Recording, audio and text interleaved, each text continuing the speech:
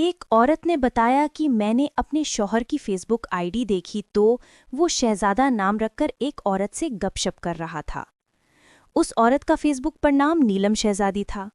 میں نے جب اپنے شوہر کی پوسٹیں دیکھی تو وہ محبت بھری شاعری اور پیار بھری باتوں سے بھری ہوئی تھی، اور نوبت یہاں تک پہنچ گئی تھی کہ اس لڑکی سے شادی کے لیے تیار تھا۔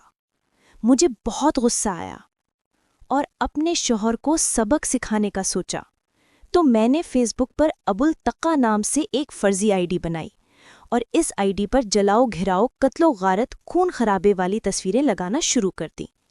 کچھ عرصے بعد اس آئی ڈی سے اپنے شوہر کو میسج کیا کہ تم جس نیلم شہزادی نام کی لڑکی سے محبت لڑا رہے ہو وہ میری بیوی ہے، اور میں داعش کے امیروں میں سے ایک ہوں اور تمہیں جانتا ہوں کہ تم کون ہو۔